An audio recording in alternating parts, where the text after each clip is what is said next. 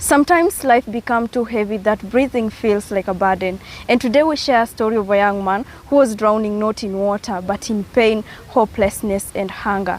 Vishel Isiepai, once full of dreams, found himself battling darkness literally and emotionally with no food, electricity or rent. When life became overwhelming, he headed to River Kuja to end his life. But along the way, someone heard his cry.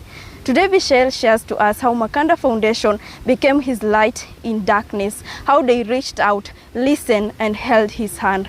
Hi, Vishel. Hi. Welcome to the interview. How are you doing today?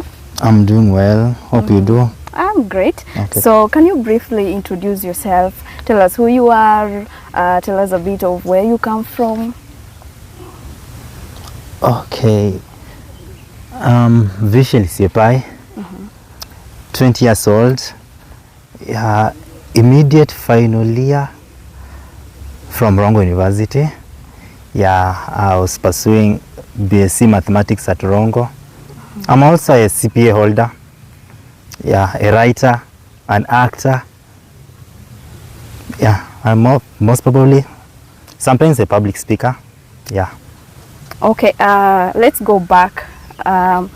What was like growing up? What was your situation growing up, your family background? No one really said that life was going to be easy. Growing up in an extended family, you don't associate with your cousins because most of their parents think that maybe you'll contact them with poverty. I should say that I do come from a poor family in quotes, maybe. A poor family in quotes, let's say maybe an African average home or a very humble background. An African average home, maybe. That's the right word I could have used, And you talked about extended family. Did you ever feel unsupported in all this? Or how was it like you being in that family setup? When growing up, I never felt that company of having my cousins around me, though we grew up in an extended family, living in the same compound. But no, never. I never felt that support from any of my relatives. What about your parents and siblings? I'm from a family of two. Okay. My brother and my brother is now at Chuka University first year. Pursuing economics and statistics. And from my parents, I'm from a nuclear family. A nuclear family. But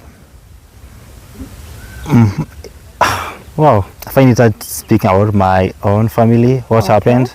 But maybe I should say, I'm going to say this. My mom, I was raised in a home that is full of domestic violence. That's not a close.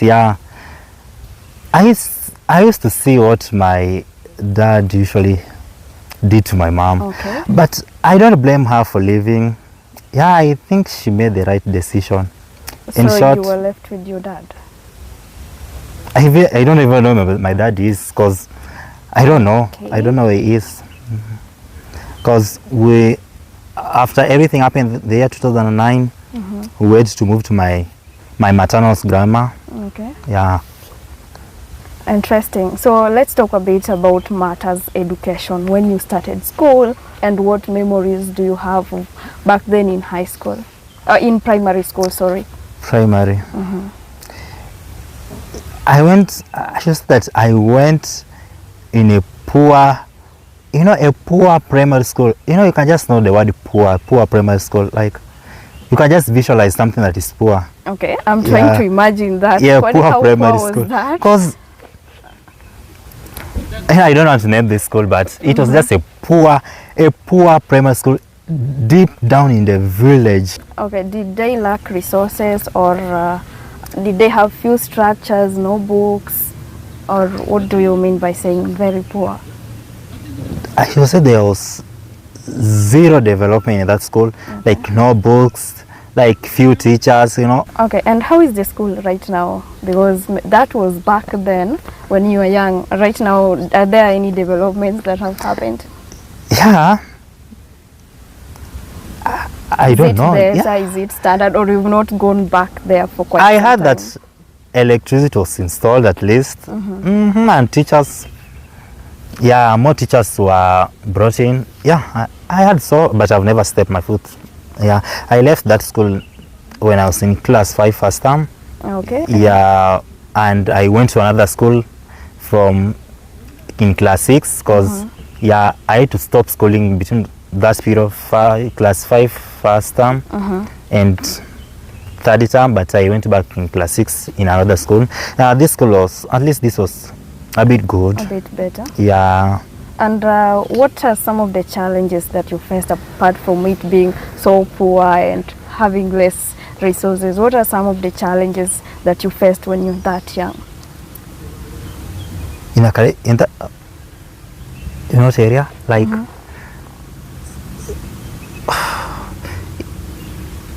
poor performance. Yeah, You're not good in school? I was not good. First, I was suffering from a syndrome called dyscalculia. That's fear of numbers. I was poor in maths. That means you're poor in maths. I was poor in maths, but I don't know how I end up doing mathematics in the university. I don't know. But you were pursuing maths? Yeah. Wow. Yeah, but yeah. That's interesting. And what was your favorite subject if maths was your not geography. SST. In primary school, it was SST. Okay. Yeah, social studies. Yeah, social studies. That was my favorite. And let's talk about high school life. How was high school? How was secondary school for you? High school. That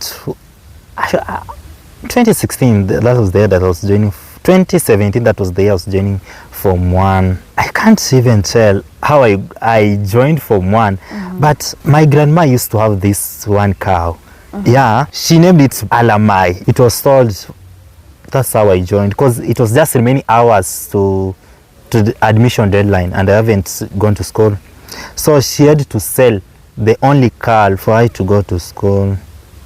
Yeah, it was crazy. Joining Form 1 was one of my worst memories, because it was that time. It was, I think, the sun was sunning. I think if that could be the right English I could have used, the sun was sunning, because okay, maybe you say the sun was so hot. Yeah, exactly. Which year was that? 2017 January. I joined school 2017 January, which was on a Tuesday. That was the deadline. And just to take you back, how did you perform in your KCPE so that you joined in high school? Oh, I got 309 marks. That was good. Yeah, because at least for someone who said wasn't performing so well in maths, that was amazing. Because that was at least one of the highest marks I got in primary.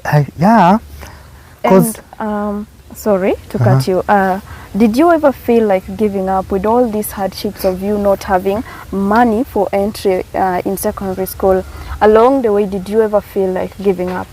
Or how did you even manage to go through your secondary life? Before joining, I was about to give up. I went into my room, and asked God, why? Kwani watu wengine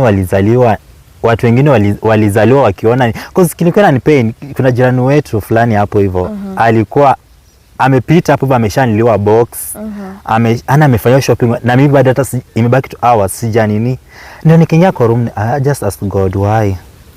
I felt like I just want, I guess that was the second time I was going to commit suicide. That was the second time, because first time when I was in age 7.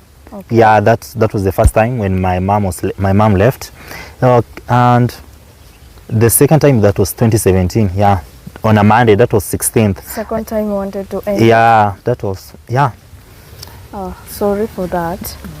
Thank you. So how did you manage to overcome all this to university, and here you are today? Okay, let me just go back from high school. Moving? I think my story from high school. When I got to high school, my math teacher, we used to hear that math teacher is someone who is harsh. When you hear someone that is harsh, you're like, and naenda nakuja kukufunza math. I was like, I'm poor in math because KCSE I got 50 in mathematics. That is KCP. KCP. Then here again someone is coming, you know, someone who is harsh. And I used to hate canes. I used to fear canes. The first class when he set his eyes on me, I felt that freedom at least. Like you felt sitting in a math class. Safe for your mathematics. Yeah. So the first exam came. I got 68 and was the top in my stream. I was like, really? Like he really, like a miracle. Yeah, he really held my hand. I really appreciate that man throughout my secondary life, even my chemistry teacher. You know, I became top scorer, top performer in maths. From Form 1 to Form 4, I was the best in mathematics, the best in chemistry and geography. Those were my best. I attended so many symposium, like even I went to National Mathematics Symposium in Maseno. Yeah, I was among the best.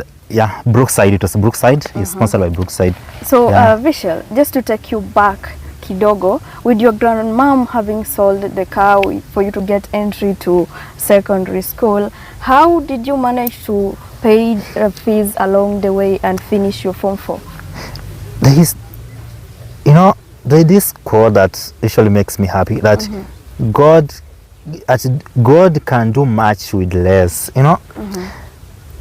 Unfortunately, my grandma, should I say that alienda kwa baba? That's the right word I could have used. Yeah, alienda. So, you know, my chemistry teacher, yeah, like after amesikia like what happened, like my story, yeah. He brought in my brother and I, because we were just two, my brother and I, so tukaanza kuishi na yeye. Tukaanza kuishi, sasa alikuwa analipia fee, brother yangu pia alikuwa anamlipia school fees pia. Yeah, sasa even alikuwa sana ananilipia school fees hadi vile nilifika form 4. Yeah. Sasa kufika sasa form 4, like nili attend kitu inaitwangaje science congress, kitu kama na hiyo. Sasa science congress, like nilikuwa kwa hii nilikuwa kwa kategori mbili ya chemistry na behavioral science. Yeah, at least hapo hivyo vile sasa usually nilikuwa ukipita ukishapita counties, unajua counties was the heaviest. Ukipita counties uende regionals ulikuwa unapewa pesa. So mimi zangu zote zilikuwa tunaenda regionals. Baada ya time corona ikakujanga. Yeah, nilipatiwa do. Ulikuwa unapata 25 each ukishapita mbele, like sasa nilikuwa kategori mbili. Yeah, hivyo nilikuwa napatiwa. So hii pesa ilikusaidia kufanya nini? So after like sadly nilimaliza form 4. Sasa just sinotoa corona hiyo 2021. Yeah, sure. At least hii pesa nikaambia tu mwalimu aniwekee. Like so obvious alikuwa anakuja kupiga transfer, mwalimu alikuwa anasema anakuja kupiga transfer, na unfortunately pia anapiga transfer ni mbali, na brother wangu anasema angeza kwenda na sisi. So after my form 4, like tutafute njia ya kwenda. Yeah, so vile form 4 ilikuja, KCSE kakuja, I got a B. Wow, and an A in mathematics. I was like, yo, that really? was a miracle for someone who wasn't performing that good back in primary. But I was poor in English. But English I got a C plus, and Kiswahili languages was just poor. English I got a C plus, Kiswahili B minus. I was like, okay. So after results zimetoka, sasa kwenda kufanya kuchaguzi manini huko hivi. Sasa nikamwambia sana nilikuwa nimeitwa Rongo University. Ndio akaniambia sasa vile umeitwa Rongo University pesa yako ndio hii hapa hivi, na akaniongezea juu hiyo juu, akaniongezea nyingine juu ya kwenda kufanya shopping kwa kulipa fee. By that time tulikuwa nalipa fee ya 31, nikijoin hapa 31. Yeah, I just cleared my fees. Yeah. That was great. Yeah, hivyo tu. And that's how God aliwork. Yeah.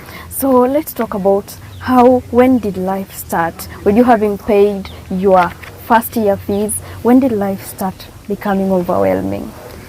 Wow. You know, the year 2023, I used to have a laptop. By that year, pesa ya juu nilibaisha laptop. At least a laptop inisaidie kutype vitu zangu, you know, write books, you know, because basi hizi nimeandika vitabu nini? Vitabu 3. Ya 3 inatoka 2nd May.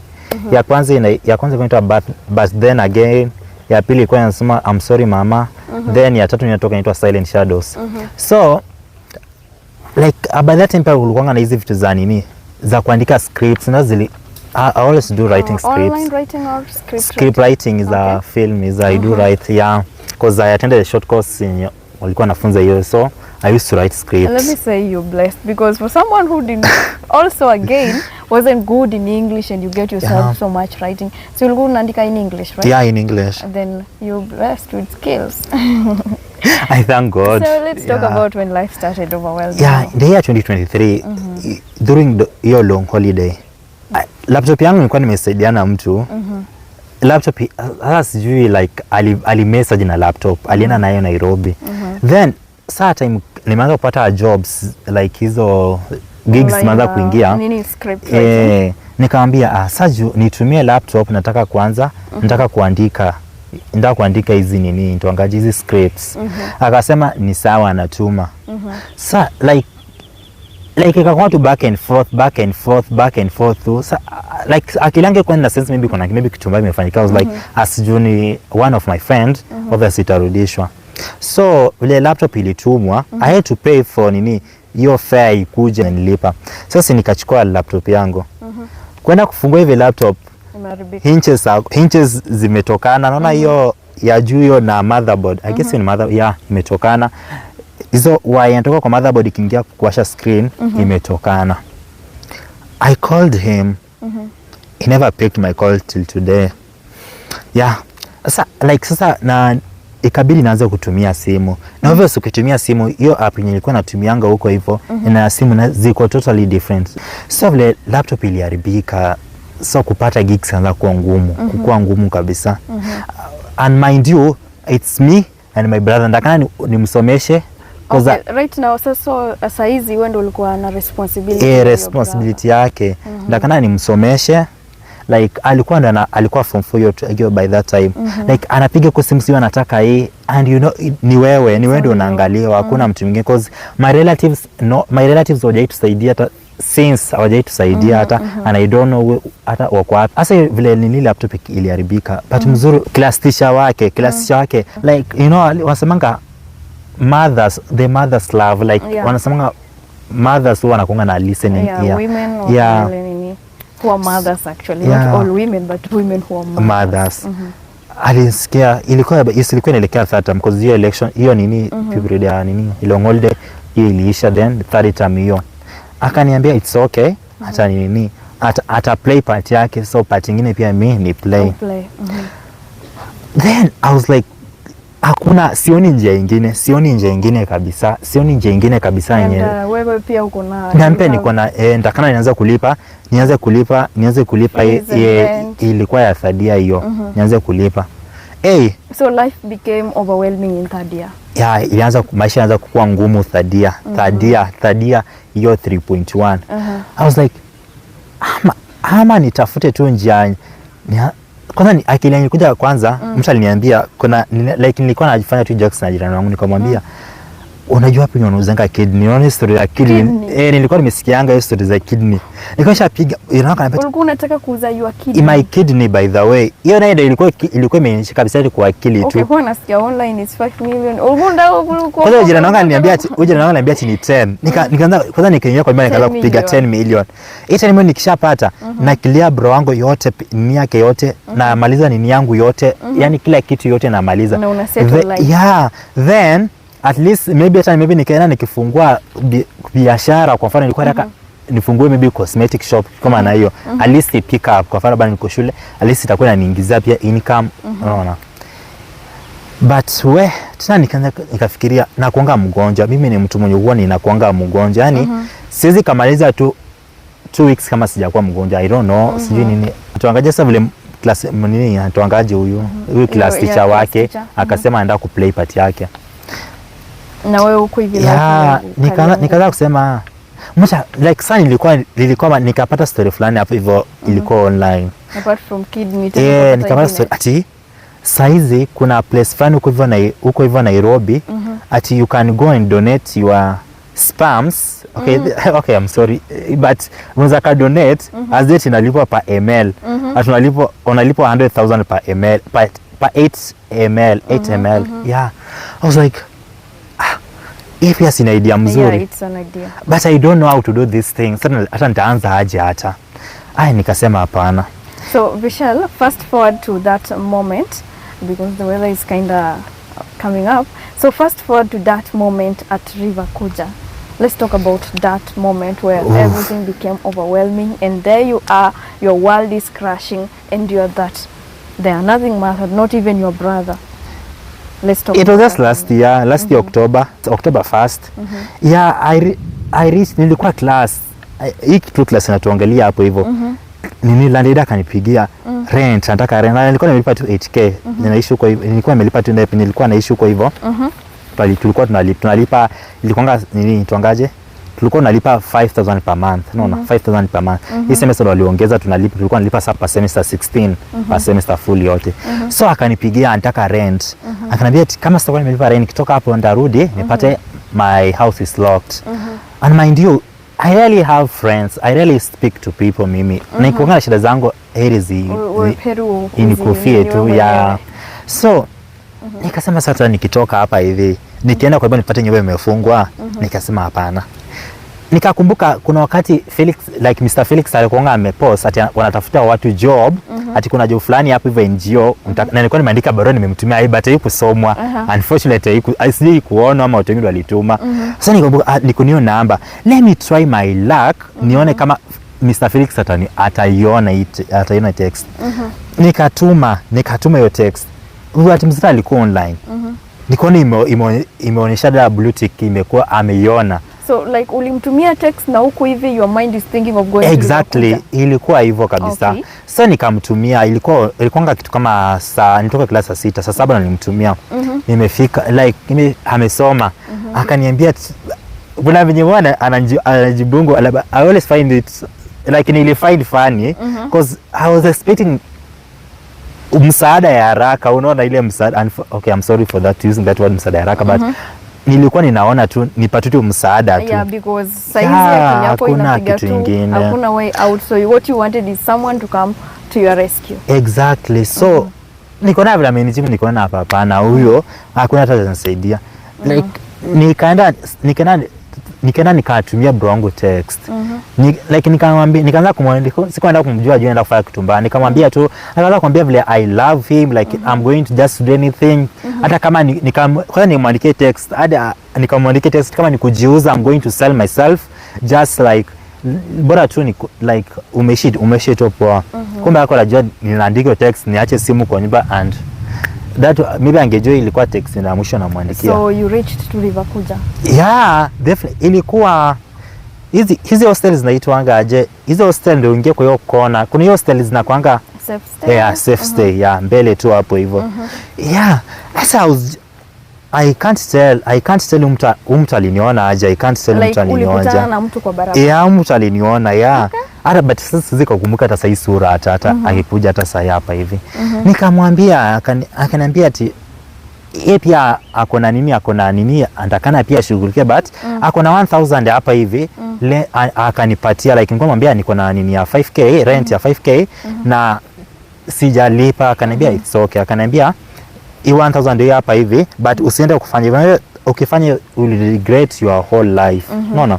Akaanza kuniambia hivyo vile Mungu alisema tusiji whatever Bible verses, na nikaona mtu ananiwestia time. Ningekuwa sasa nisham end everything at a time. Okay, akakuja na mimi hadi hiyo senator vision. Akakuja na mimi hapo hivyo. Ndio saa nikarudi hiyo 1000 nikaenda kwa caretaker. Nikaambia caretaker wetu ndio hiyo 1000 nimepata. Ongoje tu kiasi tu, kuna nini fulani nimepata. Kuna pesa fulani naongojea na kuja kukupatia. Ikakuwa the next day nikaruhusiwa kuingia kwa the next day. Nikarudi ku text Felix, Mr. Felix tena. So that's how ulikuja kumjua Mr. Felix? Yeah, hivyo ndio Felix akaniambia it seems you are under pressure. Akaniambia kama anaweza kubali kitu ipostiwa kwa wall ya Makanda Foundation. I was like, yeah, ana sikufikiria tena. Akaniambia so it's okay. Like, who is Mr. Felix? Who is Mr. Felix? You're talking about Makanda Foundation. Who is Mr. Felix? You know that page was ilikuwa inaitwa Felix Makanda. Ilikuwa inaitwa Felix Makanda but ikachangewa to Makanda Foundation. It's the same person, the director of Makanda Foundation. Okay. Yeah, Mr. Felix, the director. So akakwambia kwenda wewe uko under pressure. Yeah. I really want to thank that man. Yeah, man. Because kama si yeye sijui yake maisha yangu ingekuwaje, because immediately alinini aku waste time akaenda akapost because nilikuwa nimemtumia na school ID yangu na kila kitu nilikuwa nimemtumia hapo hivyo ili asiseme, because nilikuwa nataka kubashana na laptop yangu hii ilikuwa imeharibika tu. Anipatie 4K at least nikipata kazi nilipe hiyo 4K. So unafikiria tu okay, it's just someone mwenye atakusaidia basi achukue laptop tu akae nayo, but it was your rescue, this was your life. Exactly. Yani Mungu alikuwa amesema it's yes na yes. Anya akaenda akapost like nashukuru watu walikuja, watu wakachanga, mwingine hata akaingia kwa comments hapo hivyo. Akaingia kwa comments hapo hivyo akauliza nini, like ni mtu wa US akauliza ati anataka kunilipia hiyo nini yote saa hizo. Akaniomba namba like imekuwa registered na nini yangu. Immediately niliona tu that was the first time nilikuwa naona pesa kutoka majuu ikiingia kwa simu. Wow. It was just, I was like wow, for the first time naona na ninako dollars ikiingia kwa simu. How watu walikuwa wanakusaidia wakiwa mbali? Did anyone come to assess your situation na ni nani alitumwa au it was just help online? After nimeshalipa hiyo nini yote, like I want just thank this woman. I don't know, anaitwa Madam Pauline. I don't know how to say the amount that she sent, but alituma pesa, nililipa fee ya fodhia yote hadi yote iliisha yote, alinilipia fee yote ya fodhia. So yeye ndo alikuja huko hivi shule kukuona? No, I don't know but ako majuu pia, huyo ako majuu pia, True Felix. But alinitext pia na hiyo screenshot ya hiyo everything. Those are angels we never had. Yeah, kama tu si like sando baadaye nini Mr. Felix alituma kinafanya panaitwa alikuwa Brian, ndio alikuja akassess situation huko hivi, akanifanyia pia interview. Ndio sasa nikasema no way, wacha nianze nini, ndio sasa like nikasema I just have to write a story, I just want to write my autobiography. Ndio nikaine Silent Shadows. It's coming out on 2nd May, which is next week, 2nd May. Next week, Silent Shadow is coming out 2nd May. Vishel, have you ever met this Mr. Felix you're talking about him? Actually, I saw a letter you wrote to him. You call him you dad. Have you ever met him? No, I've never met Mr. Felix. Well, but soon, maybe soon. I will meet him, but sijai meet kabisa. Sijai meet Mr. Felix. You've never met him and you described him as firm and principled. How? Just from the actions or? He used to call me. Hata saa zingine hata alikuwa ananiamsha, ananipigia saa moja, na saa moja bado sijaamka, ananipigia. That's how nilikuanga that's how alikuwa ananipatia advice. That I missed fatherly love, unaona hiyo fatherly love hiyo, but alikuwa anaonyesha hiyo upendo ya baba hiyo, unaona. That's why I describe him as dad. So how is life right now? Wow, I'm turning 82 kgs from the day I met Felix. I was 52. I'm turning 30 kgs because life has been good. Life has been good. Alafu venye your family heard about this and they seeing you prosper, how did they react? Have they been able to reach out? No. Okay. No one has ever reached. By that, I've never been at home since I joined this school, since 2021. I've never been at, sijai kuwa kwetu. Sasa sijui hata huko kunaenda aje, hata sijui, I don't know, sijui hata vile kuko hata. Okay. So bro wangu peke yake nilimwambia like I met like Mr. Felix, hivyo nikamuexplain kuzi pia Mungu alimsaidia akapata pia mtu mwenye alimsaidia. Wow, God has been gracious. Kabisa. Okay. And what has motivated you with all these challenges, with you trying to commit suicide 3 times and with you having a brother that you need to support? What has motivated you all through this while? Motivating me. Wow. What has been your motivation? Like how just suffered. I've just when I suffer too. That's my biggest. You've always wanted to be great. Yeah, I've always wanted to be great in life. like sometimes neza lala tu, then I imagine ati maybe I'm owning something, like I'm owning a big cosmetic shop. Kama kuuza kidney, then trust me, that is possible. Well, like, sometimes maybe naweza kuwa alafu nina imagine ati maybe mtu amenitumia ati pesa, nimefungua kisiagi. Like ninakwanga na, I should say, valid dreams. Those are valid dreams. Maybe naweza fungua siku moja. And what are your plans right now? You're in 4th year. Almost. Are you done with exams or almost done? Done. Done with exams. Yeah. Okay. What dreams do you have after here? What next after school? Wow. What next after school? By the way, I wrote something. This. Okay. Yeah. Yeah. You mentioned you're a writer. Yeah. It's a study guide called Escalating to Vishel. Yeah.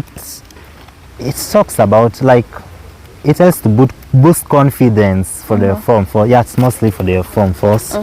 Yeah, for the Form 4s. And it's actually on sale. Yeah, on it's sale? actually, yeah. Has it been published already? Yeah, in a book? Published already. Wow. This is soft copy and hard copy. Yeah. How much is hard copy? Just 350. Then soft copy 250. And how has been the sales so far?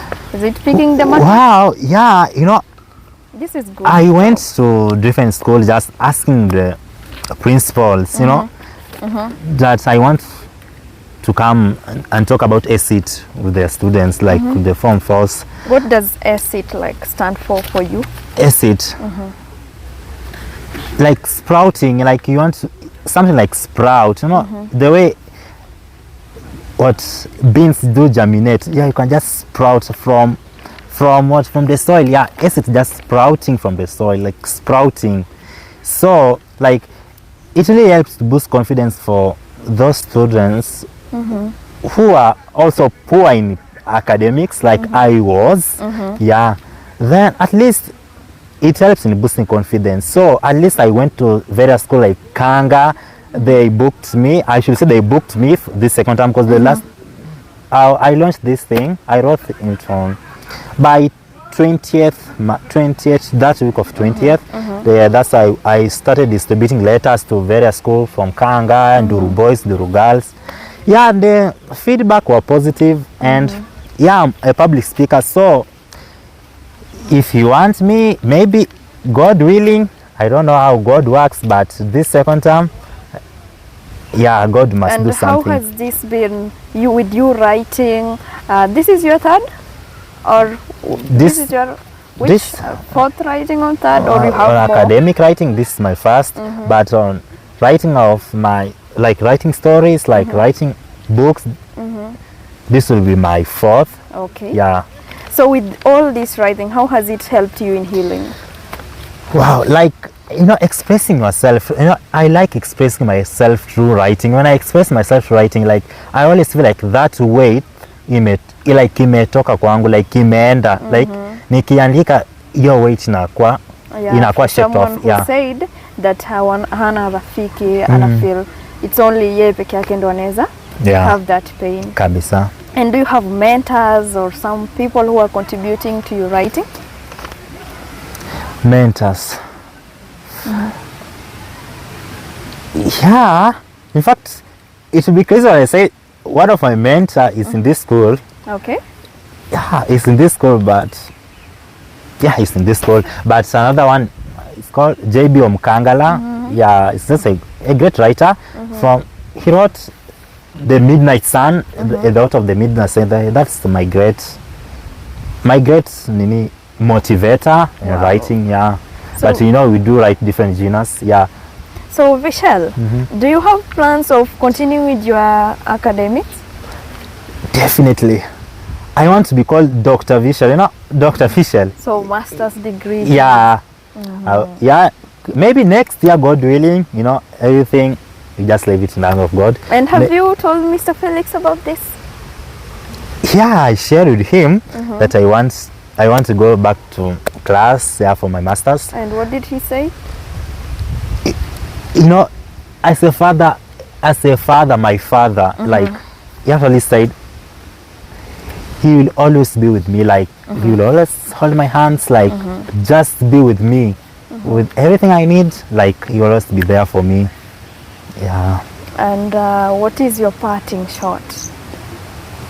Your parting shot with Makanda Foundation coming out to help you in that time of need and that time of darkness. What is your parting shot? What is your message to them out there? To everyone who has held your hand? The world need people like you. Like the world need people who have kindness. Like just show love. Just be there for people. You know, something people do say that nowadays they are scam. You know, if Mr. Felix would have said that maybe I want to scam, I want to scam him, I don't know if I could be alive today.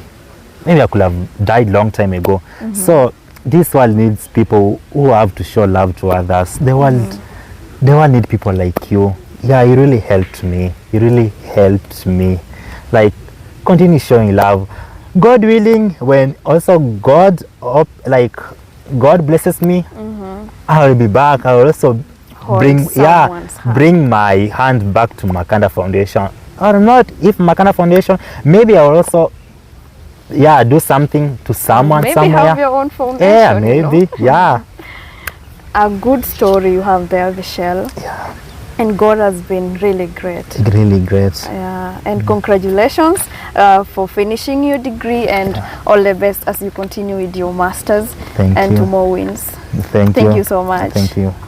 Life is not fair to everyone. Some are born in comfort, some are not. Vishel's story is among countless stories of students struggling and surviving in silence. Pain does not mean weakness. Still standing means strength. And when Vishel was down, Makanda Foundation reached out, not with millions, but with princes, action and help. And that's who we are. At Makanda Foundation, we champion for education, human rights, and economic empowerment for the vulnerable. Our core values are identify, empower, and enhance. To everyone struggling out there, keep going. Help is coming, and I pray it finds you. The Makanda Foundation, a community of hope and prosperity. My name is Lisa Ajiambo.